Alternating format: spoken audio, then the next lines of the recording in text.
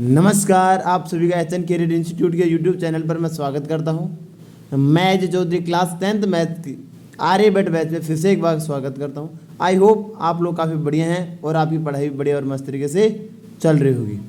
तो आज हम इस आर्यभट्ट बैच में चैप्टर नंबर 3 का हमारा एक्सरसाइज 3.3 करने वाले हैं। हम इससे पहले चैप्टर नंबर 1, 2 और 3 की एक्सरसाइज 3.1 और 3.2 कर लिया है। लास्ट हमारी एक्सरसाइज है 3.3, उसके हम क्वेश्चन करने वाले हैं। तो आज ही क्लास को स्टार्ट करने से पहले पीछे वाली क्लास में आप जो आपको होमवर्क के लिए क्वेश्चन दिया गया था, पहले हम उस क्वेश्चन का सॉल्यूशन करके उसके बाद हम आज की क्लास को स्टार्ट करेंगे। तो चलो वो सॉल्यूशन देखते हैं। होमवर्क के लिए क्वेश्चन दिया गया था आपको कि 5 वर्ष बाद जेकब की आयु उसके पुत्र की आयु से 3 गुनी हो जाएगी। 5 वर्ष पूर्व जेकब की आयु उसके पुत्र की आयु की 7 गुना थी और उसकी वर्तमान आयु क्या होगी। आपसे ये पूछ रहा है कि उनकी वर्तमान आयु क्या होगी, जेकब और उसके पुत्र की।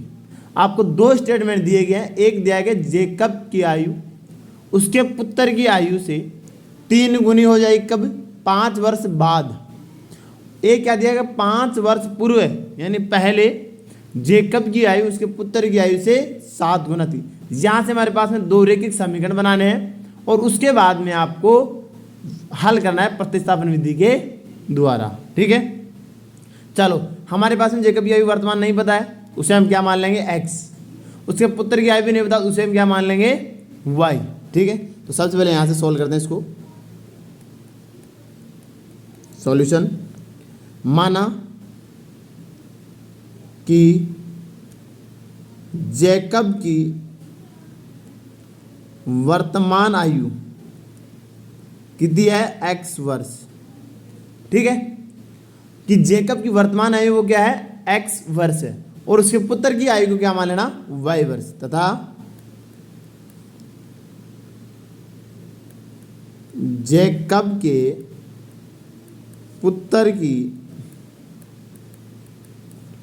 वर्तमान आयु कितनी है, y वर्ष। ठीक है, हमने x और y मान लिया। अब पहले स्टेटमेंट पढ़ोगे 5 वर्ष बाद यानी अब वर्तमान से 5 वर्ष बाद यानी आगे। इसका मतलब इसमें ऐड होगी कितने साल, 5 साल। वर्तमान में से ज़्यादा होगी ना, तो हम लिखेंगे कि 5 वर्ष बाद उनकी आयु क्या हो जाएगी, 5 वर्ष बाद। ठीक है, 5 वर्ष बाद जेकब की आयु कितनी हो जाएगी, x प्लस का 5 और उसके पुत्र की आयु कितनी हो जाएगी, पुत्र की आयु कितनी हो जाएगी, वो भी y प्लस 5 हो जाएगी। तो हम लिखते हैं y प्लस का 5। सही है। अब देखो यहां से हमारा काम हो जाएगा कि उसकी आयु उसके पुत्र की आयु कितनी है, 3 गुनी है। तो यहां से हम इक्वेशन बना दो, प्रश्नानुसार लिखो। प्रश्नानुसार x प्लस का 5 यानी जेकब की आयु उसके पुत्र की आयु कितनी है, y प्लस का 5 की 3 गुना हो जाएगी। तो इसे गुना कर दो 3। ये हमारे पास में इक्वेशन फर्स्ट यहाँ से बन के आएगी। अब करो इसको सिंपलीफाई, इस 3 को अंदर मल्टीप्लाई करो तो कितना हो जाएगा, यहाँ से x प्लस 5 बराबर 5 गुणा y प्लस 5 गुणा 5। यहाँ से x plus 5 equals to 5y plus 25। ठीक है, यहाँ से आप क्या करें, इस y को इस साइड में ले और इसको उस साइड में भेज दें, हमारा इक्वेशन बन जाएगा। सही है नहीं है। अरे 3 वर्ष 5 कहाँ से लिया हमने, 3 लिखो ना यहाँ पे, 5 कैसे लिख दिया हमने, कितनी आई थी, 3 आई थी, 3 लिखो ना यहाँ पे। ठीक है, बाय मिस्टेक हो गया, यहाँ से 3 लिखो, यहाँ से ये ऐसे नहीं बनेगा। ये बन जाएगा x प्लस का 5 बराबर 3y प्लस 3 गुणा 5। ठीक है, तो कितना हो जाएगा, x प्लस का 5 बराबर 3y 5 3 15। ठीक है, यहाँ से करो इसको चेंजिंग। इस 3y को इस साइड में लिया हो तो x लेके आए तो माइनस का 3y बराबर 15। ये 5 उस साइड में जाएगा तो माइनस का 5। यहाँ से हमारे पास क्या हो जाएगा, x माइनस का 3y बराबर 10। ये हमारे पास एक इक्वेशन नंबर फर्स्ट। ठीक है, यहाँ से हमारे पास इक्वेशन नंबर फर्स्ट बन गई। अब देखो 3 वर्ष गुनी हो गई, उसके बाद देखो 5 वर्ष पूर्व जेकब की आयु उसके पुत्र की आयु के 7 गुना थी। अब कितनी हो जाएगी? 7 गुना। पहले तो कितनी थी? 3 गुना, और अब कितनी हो जाएगी? 7 गुना। तो इसका मतलब पहले उसके पश्चात यानी उससे पहले कितनी थी, तो वो आयु निकालेंगे। तो पहले मतलब 5 माइनस कर देंगे, ठीक है। यहाँ पे लिखेंगे कि 5 वर्ष पूर्व, पूर्व यानी पहले, पहले मतलब माइनस होगी। पूरा जेकब की आयु कितनी हो जाएगी हमारे पास में? x माइनस का 5, 5 कम कर देंगे तो पुत्र की आयु भी क्या हो जाएगी? 5 कम कर दो पुत्र की आयु में, तो पुत्र की आयु में 5 कम कर दो y माइनस का 5, दोनों में कम होगी क्योंकि दोनों 5 साल पहले 5 ईयर कम ही थे, चाहे कितने भी हो हमें नहीं पता, लेकिन 5 साल पहले तो 5 उनकी उम्र थी, वर्तमान से वो कम ही है। और अगर बाद की बात करें, आगे की बात करें, तो आगे उनकी दोनों की 5 बढ़ने वाली है वो अब उतनी, उनसे तो 5 प्लस ही होगी ना, और ऐसे 5 माइनस होगी पहले, ठीक है। चलो यहाँ से क्वेश्चन बनाना हमारे प्रश्न अनुसार। सेकंड बात क्या की कि उसके जेकब की आयु उसके पुत्र की आयु के 7 गुना है, तो कितनी है? x माइनस का 5 बराबर 7 गुना है 7 y माइनस का 5, ठीक है। अब 7 को अंदर मल्टीप्लाई कर दो तो x माइनस का 5 बराबर 7 y माइनस का 5 गुना 7, तो हमारे पास आ जाएगा x माइनस का 5 इक्वस टू 75 माइनस 35, ठीक है। यहाँ से हम इस 7 को इस साइड में ले आओ, 7y को 5 को साइड में भेज दो, तो x इस साइड में आएगा तो माइनस का 7y इक्वस टू माइनस का 35, और ये उस साइड में जाएगा मतलब प्लस का 5। अब ये क्या हो जाएगा? यहाँ पे एक वैल्यू प्लस की एक वैल्यू माइनस की है, तो ऑब्वियसली बात है कटेंगी, तो x माइनस का 7y इक्वस टू कितना जाएगा? माइनस का 30, सही है। ये हमारे पास आ गया क्वेश्चन नंबर सही है। अब प्रतिस्थापन विधि के द्वारा हल करना है, तो यहाँ से आपको x का मान निकाल लेंगे समीकरण नंबर 2 से, और जो हमारे पास x का मान है उसे समीकरण नंबर 1 में रख देंगे, पुट कर देंगे। यहाँ से रखो, यहाँ से जब हम x का वैल्यू निकालेंगे तो कितने आ जाएगी? x बराबर ये 7x उस साइड में जाएगा तो क्या मिल जाएगा? प्लस का, तो 7y माइनस का 30, ये हमारे पास में इक्वेशन नंबर 3, ठीक है। अब ये यहाँ से भी ले सकते थे, सिंपल है, बस इस 5x माइनस 5 उस साइड में भेज देते तो माइनस का 30 हो जाता और ये 7y उस साइड में रह जाता, ठीक है। या आप वहाँ से भी निकाल सकते थे डायरेक्ट, ठीक है। इक्वेशन सेकंड नहीं निकालिए, आप इक्वेशन डायरेक्ट थर्ड भी निकाल सकते थे, ठीक है। वो भी आपका गलत नहीं होगा, ठीक है। मैं तो इसी पैटर्न में इसलिए करा रहा हूँ ताकि आपके हर क्वेश्चन में कॉन्सेप्ट समझना, हाँ हर क्वेश्चन में यही चीज़ हो रही है, ठीक है। चलो अब इस x का मान रखो समीकरण नंबर में, हम लिखेंगे x का मान इक्वेशन नंबर फर्स्ट समीकरण नंबर 1 में प्रतिस्थापित करने पर, ठीक है। रखो फर्स्ट इक्वेशन क्या थी हमारी भी? x माइनस का, तो x की जगह क्या आ जाएगा? 7y माइनस का 30 माइनस का 3y बराबर 10, ठीक है। ये कितना है? 7y, ये 3y यहाँ रह जाएगा, ये 30 को साइड में जाएगा तो क्या हो जाएगा? 10, ये प्लस का 30, ठीक है। जब इसको माइनस करेंगे, एक वैल्यू प्लस की एक वैल्यू माइनस की तो घटेंगी, 4y इक्वल टू ये दोनों ऐड हो जाएंगे तो कितना हो जाएगा? 40, देन x बराबर कितना जाएगा? 40y फॉर, तो हमारे यहाँ से y की वैल्यू क्या आ जाएगी? 10, y की वैल्यू कितनी आएगी? 10। अब जो भी हमारे पास y की वैल्यू, उसको क्या करते हैं हम? समीकरण नंबर 3 में रख देंगे y की वैल्यू, x की वैल्यू हमें मिल जाएगी, और x और y की हमें तो वैल्यू चाहिए, तो यहाँ पे कर लेते हैं इसका सॉल्यूशन कि y का मान समीकरण नंबर 3 में प्रतिस्थापित करने पर, ठीक है। करो अभी x बराबर 7 गुना y का मान रखेंगे तो 10 माइनस का 30, तो x बराबर कितना आ जाएगा? 17 माइनस 30, तो x कितना आएगा? 40। x यानी जेकब की आयु आएगी कितनी? 40 वर्तमान आयु, और उसके पुत्र की आयु कितनी आएगी? 10, क्योंकि y हमने किसने माना था? उसके पुत्र की आयु को, तो अतः हम लगा देंगे,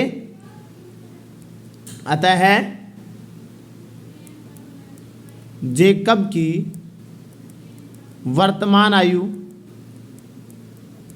40 ईयर या 40 वर्ष तथा उसके पुत्र की आयु 10 ईयर है, ठीक है। आंसर हो गया हमारा।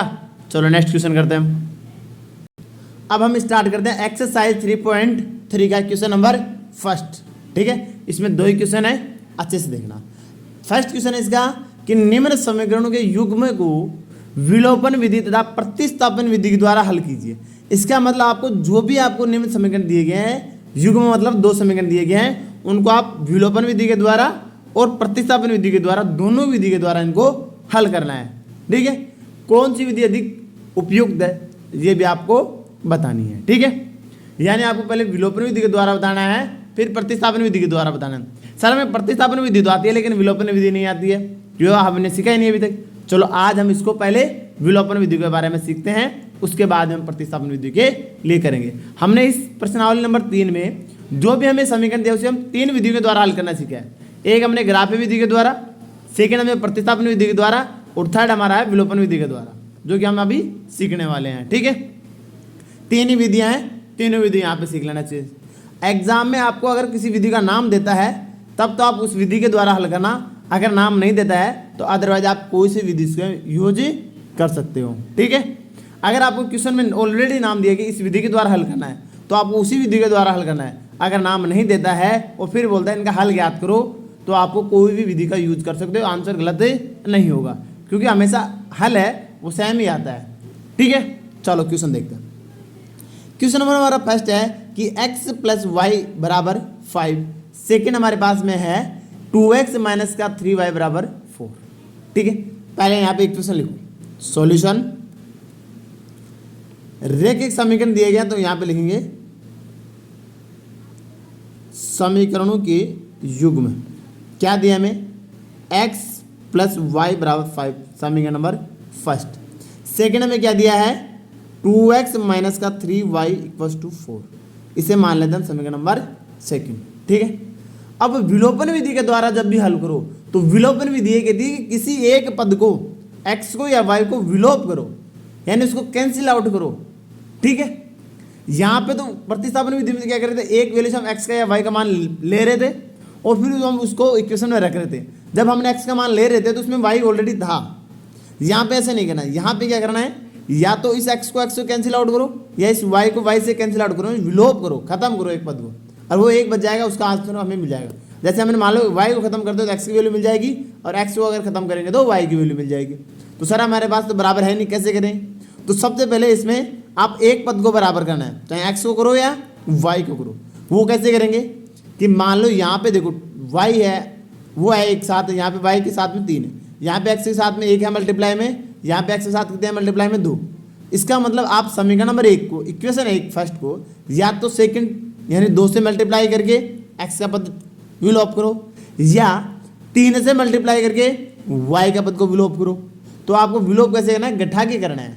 ठीक है, कैसे करना है? गठा के समीकरण नंबर 1 में समीकरण नंबर 2 से घटाना। तो घटाने से पहले आपको किसी एक पद को बराबर करना है, या तो x को करो या y को। यहाँ पे दोनों बराबर नहीं है, अगर बराबर नहीं है तो किसी एक संख्या से मल्टीप्लाई करेंगे किसी भी एक इक्वेशन को। जैसे यहाँ पे इक्वेशन फर्स्ट है, इसको या तो 2 से मल्टीप्लाई करो, जब 2 से मल्टीप्लाई करें तो ये कितना हो जाएगा? 2x 2y और 10।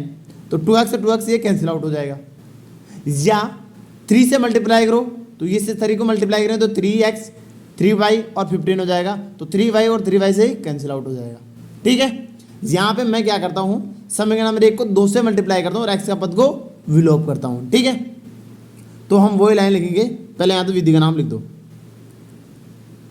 विलोपन विधि के द्वारा इसका हल करते हैं। ठीक है, देखना सबसे पहले मैंने क्या बताया, इक्वेशन को आपको मल्टीप्लाई करना है किसी भी नंबर से सेम डिजिट बनाने के लिए, सेम पद बनाने के लिए। तो हम बोलेंगे कि समीकरण नंबर 1 को 2 से गुणा करने पर हमारे पास इक्वेशन ये है फर्स्ट, इसको 2 से मल्टीप्लाई करो। 2 से अगर इसे मल्टीप्लाई करो तो कितना हो जाएगा? 2x प्लस y से करेंगे तो 2y बराबर, जब 5 को 2 से मल्टीप्लाई करें तो 5 गुणा 2।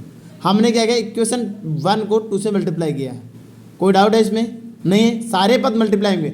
अब जब मल्टीप्लाई करें ना इक्वेशन को, तो ऐसे नहीं है कि लेफ्ट हैंड साइड मल्टीप्लाई कर दो या राइट हैंड साइड मल्टीप्लाई करो। दोनों पद, चाहे बायां पक्ष हो चाहे दायां पक्ष हो, दोनों पक्षों को जिस भी नंबर से गुणा करें उससे आपको मल्टीप्लाई करना है। ठीक है, यहाँ पर आपने देखो बाएं भाग में किया और दाएं भाग, दोनों भाग में किया है ना, 2 से मल्टीप्लाई। ठीक है, तो ये हमारे पास हो गया 2x + 2y बराबर 10। इसे आप नाम दे दो समीकरण नंबर 3। अब हमें क्या करना है, समीकरण नंबर 3 को समीकरण नंबर 2 में देखो x का जो पद है वो दोनों सेम हो गया ना, तो अब घटा देंगे। तो आगे वाले लाइन में हम लिखेंगे कि समीकरण नंबर 3 में से समीकरण नंबर 2 को घटाने पर, घटाओ सर, लिखो इक्वेशन समीकरण 3 क्या है, 2x प्लस 2y बराबर 10। समीकरण नंबर 2 क्या है, 2x माइनस का 3y बराबर 4। घटा रहे हैं तो घटाने में हमें से क्या होता है, चिन्ह चेंज होता है। हमने बीज पदों का जोड़ और बाकी पहले से ऑलरेडी सीखा हुआ है पिछले वाली क्लासों में, जिस 7th क्लास से आ जाता है, ठीक है। तो 8th क्लास में इसको जोड़ बाकी आराम से है, ठीक है। तो यहाँ पे अब इसमें जोड़ और बाकी में कोई दिक्कत नहीं, घटाने हैं तो क्या होता है, चिन्ह चेंज करने पड़ेंगे। ये प्लस की है, इसका मतलब माइनस, ये माइनस की तो ये क्या हो जाएगी प्लस, और ये वैल्यू किसकी है प्लस की, तो ये किसकी हो जाएगी माइनस की। अब ये पद प्लस का है, ये पद माइनस का, तो कैंसिल आउट हो गया। हमारे पास देखो यहाँ पे 2y है, ये प्लस का 3y हो गया, तो कितने y हो गया 5y बराबर, ये 10 प्लस का है और 4 किसका है माइनस का, तो घटेंगे। और जब 10 में 4 सब्ट्रैक्ट करें तो कितना बचेंगे 6। तो यहाँ से हमारे पास y की वैल्यू कितनी आ जाएगी 6/5। ये लो हमारे पास y की वैल्यू आ गई, एक वैल्यू मिल गई। अब जो भी हमारे पास में y की वैल्यू मिली है उसे आप समीकरण नंबर 1 में पुट कर दो या 2 में कर दो, जो भी आप चाहो उसमें पुट कर सकते हो और आपका इसका मान मिल जाएगा। तो मैं यहाँ से लिख देता हूँ y का मान समीकरण नंबर 1 में प्रतिस्थापित करने पर, ठीक है करो। समीकरण नंबर 1 क्या कह रहा है, एक हमारे पास है क्या x plus Y equal to 5, तो x प्लस वाई की जगह कितना आ जाएगा 6/5 बराबर कितना है 5, कितना है 5 इक्वल टू कितना आ जाएगा 5, ठीक है। चलो यहाँ से हमें x का मान चाहिए तो कितना हो जाएगा 5 माइनस 6/5। अब एलसीएम लेना होगा तो इसके नीचे कुछ भी नहीं है, तो एक और 5 का एलसीएम कितना आएगा 5, तो x की मान आ गया, एलसीएम आ गया 5। 5 को जब 1 से गए तो 5 पचम 25, 25 माइनस का 6, 25 माइनस 6 करेंगे तो कितना बच जाएगा, x का मान कितना आ जाएगा हमारे पास में 19/5। तो ये हमारे पास में x की वैल्यू आ गई, ये हमारे पास में y की वैल्यू आ गई, तो देन इसका सॉल्यूशन यही हो गया। तो हम लिख देंगे अतः है x बराबर 19/5 तथा y बराबर 6/5 हल है, या इनके लिख दें निम्न हल है, ठीक है। ये इसके क्या हो गए आंसर, बताओ ये सिंपल है या नहीं है। बस आपको क्या करना है, आपको बस इक्वेशन में एक पद बराबर करना, चाहे x का करो या y का। जैसे आप इक्वेशन को बराबर कर दो तो उसको घटा दो, सेकंड जो भी अब घटेगा उसके अलावा जो भी पद बचेगा उसका आपके पास मान आ जाएगा। उस मान को आप समीकरण नंबर में 1 में या 2 में रख दो और आपके पास में आंसर जो भी पद बचा है उसका मिल जाएगा, ठीक है। अब इसी क्वेश्चन को हम, क्वेश्चन में क्या है प्रतिस्थापन विधि के द्वारा, तो हम इसी क्वेश्चन को प्रतिस्थापन विधि के द्वारा भी करते हैं, ठीक है। तो यहाँ पे लिखो प्रतिस्थापन विधि। अब हम करने वाले हैं इसको प्रतिस्थापन विधि के द्वारा, ठीक है। तो प्रतिस्थापन विधि में 2 इक्वेशन हमें दी हुई है, हम क्या करते थे सेकंड इक्वेशन से x का मान फाइंड करते थे, ठीक है। तो हम यहाँ से मैं वही काम करता हूँ जो हम पहले कर रहे थे कि समीकरण नंबर 2 से ये क्वेश्चन वापस यहीं से स्टार्ट होगा, ठीक है। जब भी आप विधि से स्टार्ट करो, दोनों इक्वेशन यहाँ दी हुई हैं ऑलरेडी, तो यहाँ से आगे हो गया कि समीकरण नंबर 2 से x का मान लेंगे तो कितना जाएगा 2x बराबर 4 + 3y, तो x बराबर कितना हो जाएगा 4 + 3y/2। ये हमारे पास में किसका मान आ गया x का, इसे आप दे दो नंबर समीकरण नंबर 4, क्योंकि समीकरण नंबर 3 ऑलरेडी दिया हुआ था, पहले हम इसको 3 नंबर देते थे, 3 नंबर इसको दे दिया था, अब इसको कितना दे दो 4, ठीक है। अब जो भी हमारे पास x का मान है उसे समीकरण नंबर 1 में रख दो कि x का मान समीकरण नंबर 1 में प्रतिस्थापित करने पर, ठीक है करें। समीकरण नंबर 1 x का मान तो 4 + 3y/2 + y/5, सही है। चलो अब इसको सिंप्लीफाई करो तो कितना आ जाएगा यहाँ से, अब इसके नीचे नहीं है तो पहले इसके नीचे 1 लेना पड़ेगा, क्योंकि 2 को साइड में भेजेंगे तो 4 + 3y ये कितना हो जाएगा प्लस का 2y/2 बराबर 5। तो हमारे पास क्या जाएगा 4 + 3y + 2y गुणा बराबर में, ये भाग में था तो उधर गुणा में 2 चला जाएगा। ठीक है, ये 5 प्लस ये दोनों कितने हो जाएंगे 5y = 10। तो 5y बराबर कितना आ जाएगा 10, ये 4 साइड में जाएगा तो क्या बन जाएगा माइनस। तो 5y बराबर कितना आ जाएगा 6, तो y बराबर कितना आ जाएगा 6/5। देखो इसमें भी y का मान वही आया 6/5, और इस विधि से भी किया तब भी हमने y का मान कितना है 6/5। अब आपको बताना है कि ये विधि अच्छी है या ये विधि अच्छी है। ठीक है, क्वेश्चन में ऑलरेडी पूछा है कि कौन सी विधि अधिक उपयुक्त है यानी अच्छी है। ठीक है, दोनों विधि से हमने कर लिया। इसमें बस इतना है, इतना बड़ा हो गया, इसमें बस 2 लाइन में हो गया, एक से आप मल्टीप्लाई करो, उस पद को कैंसिल आउट करो, आपको जो इक्वेशन बच जाएगी उसमें लिख जाएगी। यहाँ से x का मान निकालो, फिर उसको समीकरण नंबर 1 में रखो और फिर वहाँ से y का मान प्राप्त करो। उसके बाद में हम क्या कर रहे थे, जो भी हमें y का मान मिलता है उसे समीकरण नंबर 1 में पुट कर रहे थे, जो 4 में, क्योंकि y का मान यहाँ पे रख देंगे। तो y का मान लिखो यहाँ पे, y का मान समीकरण नंबर 4 में प्रतिस्थापित करने पर। ठीक है, करो यहाँ पे x बराबर 4 + 3 गुणा 6/5/2। y की जगह पे कितना आएगा 6/5। सही है। अब देखो जब भी एक क्वेश्चन ऐसे सोल्व हो तो इसे क्या करेंगे, अंश से अंश से मल्टीप्लाई कर देना, भिन्नों का मल्टीप्लाई तो आता है आपको। ठीक है, तो कितना हो जाएगा 4 + 6 = 18। अंश को हमेशा अंश से मल्टीप्लाई किया जाता है और हर को हर से मल्टीप्लाई किया जाता है। भिन्न को जब भी मल्टीप्लाई किया जाए तो कैसे किया जाता है, अंश को अंश से मल्टीप्लाई और हर को हर से। इसके नीचे कुछ भी वैल्यू नहीं है, इसका मतलब इसके नीचे कितना 1 को 5 से करेंगे तो कितना रह जाएगा 5, और 6 को जब 3 से मल्टीप्लाई करेंगे तो कितना हो जाएगा, मैं यहाँ पे लिख देता हूँ 3 × 6 एक बार आपके लिए, ताकि आपको अच्छे से समझ में आ जाए। ठीक है, आगे देखो ये कितना हो जाएगा 4 + 6 = 18/5/2।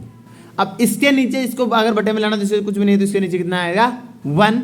अब भिन्नों का क्या करना है जोड़, तो भिन्नों का जब भी जोड़ किया जाता है तो कैसे लिया जाता है एलसीएम लेके। तो 1 और 5 का एलसीएम कितना आएगा 5, कितना आएगा 5 बटे तो 2 ऑलरेडी है, यहाँ पे कितना आ गया 5। 1 से जब 5 से करेंगे तो कितना जाएगा 5, 5 होगा 20 प्लस 5 एकम 5 और 1 से मल्टीप्लाई करें तो 18। तो ये हमारे पास कितना जाएगा, इनको ऊपर वाले को जोड़ दो, कितना हो गया 38/5 और बटे 2। अब क्या होता है, ये उल्टा होता है वैसे तो, इसके नीचे अगर 1 होता है तो जो 1 होता है वो ऊपर चला जाता है और जो 2 होता है वो नीचे आ जाता है, यानी नीचे वाला बट्टे में होता है उसका वैल्यू को उल्टी कर दी जाती है। हमने पीछे वाली क्लास में पढ़ा है कि भिन्नों का जब भाग करते हैं तो उनको मल्टीप्लाई करते हैं तो उनको आगे वाला भिन्न को चेंज कर दिया जाता है, अंश का हर बना दिया जाता है और हर का अंश बना दिया जाता है। ठीक है, यहाँ पे आपको सिंपल ये याद रखना है कि 38/5 अगर इसको गुणा करना है तो नीचे वाले भिन्न को उल्टा कर दो, तो उल्टा कितना होता है 1/2। ठीक है, यहाँ से देखो ये 2 से 38 कट जाएगा क्या, कितनी बार 19 कम 19, 19 दूनी 38। तो हमारे पास में यहाँ पे कितना जाएगा 19 को 1 से गुणा करें तो 19/5। x का मान हमारे पास कितना आ गया 19/5। देखो इस विधि के द्वारा भी हमारा x का मान कितना है 19/5 और यहाँ पे हमारा कितना आ जाएगा x का मान 19/5। तो हम लिख दें अतः है x का मान 19/5 तथा y का मान कितना है 6/5। ठीक है, दोनों में किसी को डाउट है क्या, नहीं है। आपको कोई सी भी विधि के द्वारा निकालो, दोनों विधि के द्वारा आंसर सेम ही आएगा, चाहे ग्राफी विधि के द्वारा निकालो। ठीक है, तो दोनों विधि से इसको आपको क्वेश्चन को करके दिखाना है। नेक्स्ट क्वेश्चन करते हैं हम। सेकंड हमारा क्वेश्चन है कि 3x + 4y = 10 और 2x - 2y = 2। यह हमारे पास दो इक्वेशन दिए गए हैं, दोनों को जैसे हमने पीछे वाले क्वेश्चन में किया है विलोपन विधि के द्वारा, वैसे इस क्वेश्चन को करना है आपको। पहले विलोपन विधि के द्वारा करेंगे, उसके बाद में हम इसको प्रतिस्थापन विधि के द्वारा सॉल्यूशन करेंगे। ठीक है, चलो देखते हैं इसका सॉल्यूशन। हमारे पास में जो इक्वेशन दिए गए उसको फर्स्ट दिए उस इक्वेशन फर्स्ट मान लेंगे, सेकंड को इक्वेशन नंबर सेकंड। तो लिखेंगे हमारे पास यहाँ से 3x + 4y = 10, इसे मान लेते समीकरण नंबर 1। सेकंड हमें दी गई 2x - 2y = 2, समीकरण नंबर सेकंड। अब हमें क्या करना दादा, हम विलोपन विधि के द्वारा करेंगे। तो लिखो यहाँ पे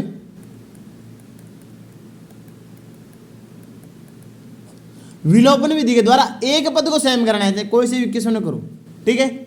यहाँ पे हमारे पास में x समीकरण नंबर 1 में कितना दिया है, x का 3 और y का 4। हमारे पास में यहाँ पे कितना दिया गया 2 और 2। अगर इसको देखो समीकरण नंबर 2 को अगर 2 से अगर मल्टीप्लाई कर लेते हैं तो ये 2 2 4 हो जाएगा, ये 2 से मल्टीप्लाई करेंगे तो ये भी 4 हो जाएगा, लेकिन ये सेम नहीं होगा, ये y वाला पद सेम हो जाएगा, ये कितना हो जाएगा 4।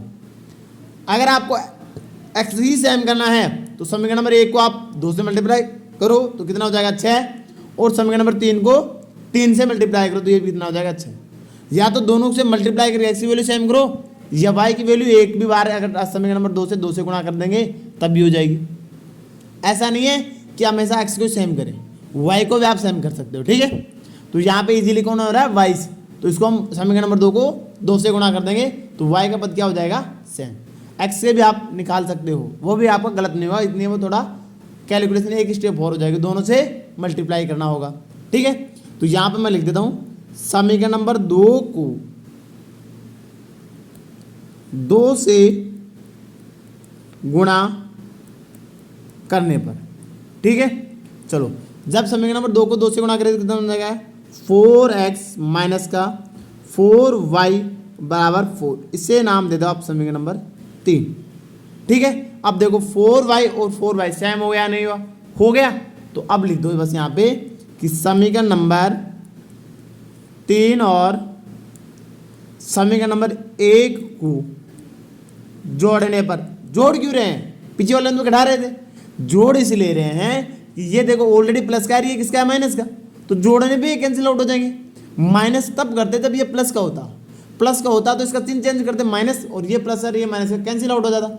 हमें तो मतलब है इसको पद को विलोप करने से, कैंसिल आउट करने से, चाहे जोड़ो या घटाओ, ठीक है। इसीलिए मैं इसको पहले जोड़ करके दिखाया हूँ, ठीक है। आप अगर इसको बराबर करो तो घटाना ही पड़ेगा क्योंकि दोनों पद किसके हैं, प्लस के हैं, ठीक है। अब यहाँ पे 3 है, यहाँ पे 2, तो ऊपर वाले को 2 से मल्टीप्लाई कर दो, नीचे वाले को 3 से मल्टीप्लाई कर दो, 6x, ये भी 6x, दोनों प्लस के होंगे तो जोड़ेंगे तो 12x हो जाएगा। घटाना है तो माइनस कर दो, एक पद माइनस का हो जाएगा, एक प्लस का कैंसिल आउट हो जाएगा। यहाँ पे एक पद ऑलरेडी प्लस का है, एक पद ऑलरेडी माइनस का है, तो जोड़ने पे हो जाएगा कैंसिल आउट, बस पद को सेम कर लो। ये 4y है, अगर इसको 2 से मल्टीप्लाई करें तो ये भी 4y हो जाएगा, जो कि हमने यहाँ पे किया है, ठीक है। तो जोड़ने पे कैंसिल हो रहे तो हमें तो विलोप करने से तो मतलब है, तो आप लिख दो कि 4x माइनस का 4y इक्वस टू 4, समीकरण नंबर 3 और समीकरण नंबर 1 हमारा 3x प्लस का 4y इक्वस टू 10। अब हमें यहाँ पे जोड़ रहे हैं तो चिन्ह चेंज नहीं होंगे, एक प्लस का एक माइनस का कैंसिल आउट हो गया, और ये कितना हो जाएगा 7x बराबर ये कितना हो जाएगा 14, x बराबर कितना हो जाएगा 14/7, देन x बराबर कितना आ गया 2। जो भी हमारे पास में x की वैल्यू आई है उसे आप समीकरण नंबर 1, 2 में चाहो जिसमें आप रख सकते हो, ठीक है। आप बोलो सर समीकरण नंबर 1 में रखो तो रख दो कि x का मान समीकरण नंबर 1 में प्रतिस्थापित करने पर, ठीक है, करते हैं। तो इक्वेशन फर्स्ट क्या हमारे पास 3x plus 4y equal to 10, 3x x की जगह 2 रखेंगे, 3 गुणा 2 प्लस 4y, तो 4y बराबर 10 यानी 10, तो ये कितना हो जाएगा 6 प्लस 4y बराबर 10, तो 4y बराबर कितना जाएगा 10 माइनस का 6, तो 4y बराबर कितना 10 में 6 जाएगा तो 4, y बराबर कितना जाएगा 4/4, अगर 4/4 में अगर भाग देंगे तो y का मान कितना आ जाएगा 1, y का मान हमारे पास 1 आ गया, x का मान हमारे पास क्या आ गया 2, तो ये इसके क्या हो गए हल, तो नीचे लिख देंगे आता है x बराबर 2 तथा y बराबर 1 समीकरणों का हल है। ये क्या होगा इसका आंसर। ये तो कौन सी विधि के द्वारा हुआ, विलोपन विधि के द्वारा, ठीक है। सेकंड देखो, सेकंड हम किस विधि के द्वारा करने इसको, प्रतिस्थापन विधि के द्वारा, तो यहां पे लिख देंगे हम प्रतिस्थापन विधि। प्रतिस्थापन विधि के द्वारा हम क्या करते थे, इक्वेशन फर्स्ट सेकंड हमारे पास है, सेकंड से हम x का मान लेते थे, तो लो यहां से समीकरण नंबर 2 से, समीकरण नंबर 2 हमारा क्या है 2y बराबर 2 प्लस का 2y हो जाएगा, ये उस साइड में जाएगा, तो यहां से हमारे पास में x का मान क्या आ जाएगा एक्स का मान हमारे पास है 2 + 2y बाई 2। ये हमारे पास इसका मान है एक्स का मान, इसे मैं नाम दे दो आप समीकरण नंबर 4। जो भी हमारे पास में एक्स का मान है उसे आप समीकरण नंबर 1 में रख दो, तो हम लिखेंगे एक्स का मान समीकरण नंबर 1 में प्रतिस्थापित करने पर, करो समीकरण नंबर 1 क्या है, 3 × 2 + 2y बाई 2 + 4y = 10। सही है। अब इस 3 को ऊपर वाले पद से मल्टीप्लाई करेंगे, तो अंदर मल्टीप्लाई करेंगे तो कितना हो जाएगा, 3 × 2 + 3 × 2y बाई 2 + 4y = 10। यहाँ से कितना हो जाएगा, 6 + 6y बाई 2। यहाँ से 2 कैंसिल लेके 2 कैंसिल आउट भी कर सकते हो ना, चलो कोई बात नहीं किया तो 4y = 10। ठीक है। यहाँ से 2 कैंसिल लेके इसमें 2 कैंसिल आउट भी कर सकते थे, यहाँ पे हम कैंसिल किया नहीं, यहाँ पे कैंसिल कर सकते थे। ठीक है, चलो कोई बात नहीं। यहाँ से देखना अब इसको, इसके नीचे कुछ भी नहीं है तो इसके नीचे कितना मान लो 1, तो ये कितना हो जाएगा 6 + 6y, और इससे कितने से मल्टीप्लाई, 2 से मल्टीप्लाई करेंगे तो कितना हो जाएगा 8y बाई 2 = 2। ठीक है। अब ऊपर वाले इन दोनों को जोड़ दो तो कितना हो जाएगा 6 प्लस ये कितने हो जाएंगे 8 और 6 कितने हो जाएंगे 14y/2 = 10। अब यहाँ से 2 को ले लो तो कितना हो जाएगा 3 + 7y/2, बाहर क्या जाएगा 2, 2 से 2 कैंसिल आउट हो जाएगा, इसलिए हमने 2 यहाँ से भी आप कैंसिल आउट इसको कर सकते थे। ठीक है, चलो बराबर 10 हो गया। तो अब कितना हो गया 3 + 7y = 10,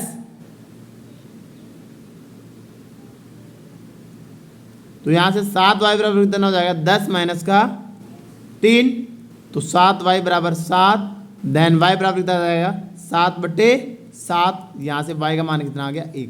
हमारे यहाँ पे y का मान कितना आया था 1। अब जो भी हमें y का मान मिला है उसे किस में रख दो, समीकरण नंबर 4 में। यहाँ पे लिखेंगे y का मान समीकरण नंबर 4 में प्रतिस्थापित करने पर, करो उसमें समीकरण नंबर 4 में, तो x बराबर आ जाएगा 2 + 2 × y था तो 1/2। ठीक है, यहाँ से x का मान कितना आ जाएगा 2 + 2/2, तो 4/2 यानी कितना आ गया 2। तो यहाँ से हमारे पास y का मान कितना आ गया 2। अब देख लो इसमें भी हमारे पास x का मान कितना है 2, यहाँ पे हमारे पास x का मान कितना है 2, यहाँ पे y का मान 1, यहाँ पे y का मान 1। आंसर सेम आएगा, बस विधि का नाम ही अलग है, बस सॉल्यूशन करने का तरीका अलग है। तो लिख देंगे आता है x = 2 तथा y = 1 इन समीकरणों का हल है। ठीक है, चलो नेक्स्ट क्वेश्चन देखते हैं। नेक्स्ट क्वेश्चन आपको दिया गया 3x - का 4y - का 4 = 0 और 9x = 2y + 7। यह क्वेश्चन आपके लिए होमवर्क के लिए क्वेश्चन है। इस क्वेश्चन को आप घर पे निकालना और x और y के दोनों आंसर निकालना, सेम आएंगे, विलोपन विधि के द्वारा भी और प्रतिस्थापन विधि के द्वारा, दोनों विधि के द्वारा इनका आंसर आपको निकालना है। ठीक है, और इनका आंसर जो भी आपका आए उसको आप कमेंट सेक्शन में कमेंट जरूर करना। Thank you for watching. अगर आपको वीडियो अच्छा लगा हो तो प्लीज़ वीडियो को लाइक और शेयर करना ना भूलें। Thank you.